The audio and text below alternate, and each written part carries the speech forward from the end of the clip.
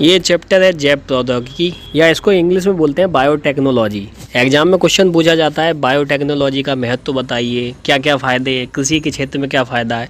तो ये सारी चीज़ें हैं ना, इस टॉपिक में हम कवर करने वाले हैं। तो आपसे बायोटेक्नोलॉजी के बारे में पूछा जाए तो आप क्या परिभाषाएं डालोगे एग्जाम की कॉपी में, तो आप जान लो। और नीट वाले बच्चे हैं तो वो समझ जाएँ, तो क्योंकि नीट में लिखना तो नहीं पड़ता पर MCQ आते हैं तो वो आपको भरना पड़ेगा।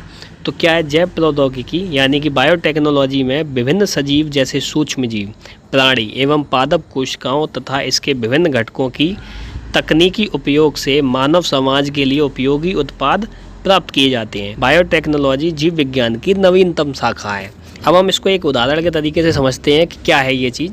तो जैसे मान लो हमारे पास दो पौधे हैं, पहला पौधा ये है, दूसरा पौधा ये है।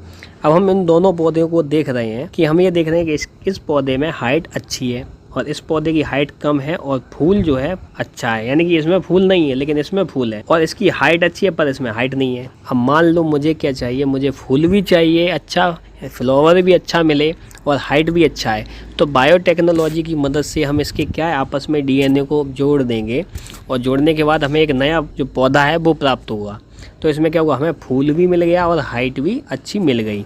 तो ये बायोटेक्नोलॉजी के उपयोग से क्या करते हैं कि DNA जो होते हैं, जैसे मान लो कि ये जो है इस पौधे का DNA निकाल लिया जिसमें फूल खिलने वाले लक्षण हो, और इस पौधे के DNA को ले लिया जिसमें हाइट लंबी करने वाला लक्षण था। जब दोनों DNA को मिलाया तो फूल भी अच्छा मिल गया, हाइट भी अच्छी मिल गई।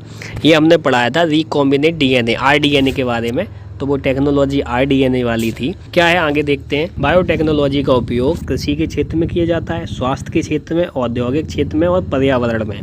अब किस प्रकार इसका उपयोग किया जाता है वो भी हम बता दें। कृषि के क्षेत्र में बायोटेक्नोलॉजी का उपयोग, कीटनाशक, रसायन, उर्वरक के अंधाधुंध प्रयोग की वजह से जमीन की उपजाऊ ताकत कमजोर होती जा रही है। बायोटेक्नोलॉजी की मदद से कीटनाशक रसायनों के प्रयोग से न सिर्फ बचा जा सकता है बल्कि प्रकृति को प्रदूषित होने से बचाया जा सकता है।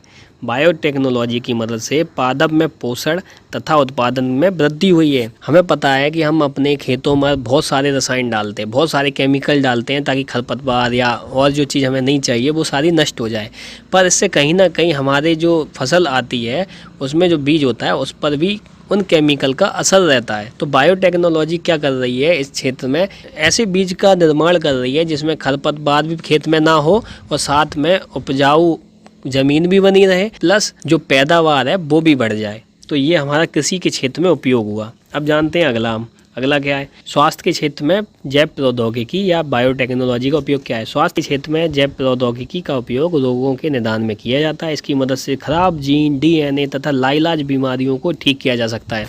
आपको पता होगा बहुत सारी बीमारियां ऐसी होती हैं जिनका कोई इलाज नहीं था आज के बहुत साल पहले या 10-20 साल पहले की बात करूं तो उनका कोई इलाज नहीं होता था। तो इसमें क्या हुआ, बायोटेक्नोलॉजी की मदद से, जैव प्रौद्योगिकी की मदद से क्या है कि अब विज्ञान इतना आगे निकल चुका है कि कुछ ऐसे DNA जो ख़राब हो गए हैं उनकी भी मरम्मत की जा सकती है, कुछ जीन जो हैं वो ख़राब हो चुके हैं उनको भी ठीक किया जा सकता है। तो इसमें कहीं ना कहीं देखा जाए तो जैव प्रौद्योगिकी का स्वास्थ्य के क्षेत्र में कहीं ना कहीं बहुत ज़्यादा अब रोल आ गया है। बहुत सारी बीमारियां ऐसी हैं जो पहले जिनके इलाज नहीं थे संभव, अब उनके इलाज संभव हैं। तो ये सभी किस में आएंगी, बायोटेक्नोलॉजी में। चलिए अगला देखते हैं। औद्योगिक क्षेत्र में जैव प्रौद्योगिकी का उपयोग। औद्योगिक क्षेत्र में जैव प्रौद्योगिकी का उपयोग विभिन्न पदार्थों तथा रसायनों के अध्ययन में किया जाता है। तो क्या औद्योगिक, जब हमें कोई भारी मात्रा में कोई रसायन बनाने होते हैं तब बायोटेक्नोलॉजी की मदद ली जाती है। चलिए अगला देखते हैं, अगला क्या है। पर्यावरण के क्षेत्र में जैव प्रौद्योगिकी का उपयोग क्या है। पर्यावरण में जैव प्रौद्योगिकी का उपयोग अपशिष्ट पदार्थों के निष्पादन में किया जाता है। आपने देखा होगा कि बहुत सारी प्लास्टिक जो होती है वो हमारे पर्यावरण को आए दिन नुकसान पहुंचा रही है, पर बायोटेक्नोलॉजी की मदद से ऐसे अब केमिकल आने लगे हैं, प्लास्टिक से अब लोग सड़कें भी बना रहे हैं, ठीक है।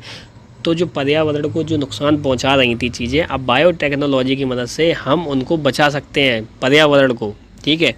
अब हम देखते हैं जैव प्रौद्योगिकी की युक्तियाँ क्या है। एक है ट्रेडिशनल बायोलॉजी, इसको बोलते हैं परंपरागत जैव प्रौद्योगिकी। इसके अंतर्गत खाद्य पदार्थ, किण्वन एवं जैविक नियंत्रण आते हैं, जैसे केंचुआ एचुआ का उत्पादन करना, ये सब इसमें आता है परंपरागत जैव प्रौद्योगिकी में।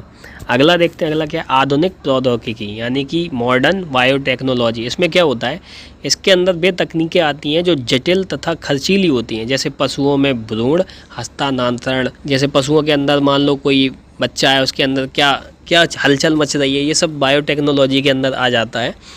ठीक है, ये सब मानव हित के कल्याण में किया जाता है। रिकॉम्बिनेंट डीएनए टेक्नोलॉजी जो हमने पिछली वीडियो में बताया था, आरडीएनए टेक्नोलॉजी, ये जैव प्रौद्योगिकी का हिस्सा है। और इसके बाद है genetic engineering of microwaves, genetic engineering of animals, plants और टिश्यू कल्चर यानी ऊतकों का निर्माण करना, ये सारी चीज़ें बायोटेक्नोलॉजी का हिस्सा हैं। तो फिलहाल इस वीडियो में इतना ही, फिर आगे देखते हैं और भी अच्छी अच्छी चीज़ें जो एग्ज़ाम में पूछी जाती हैं, हम उनकी भी तैयारी करते हैं फिर।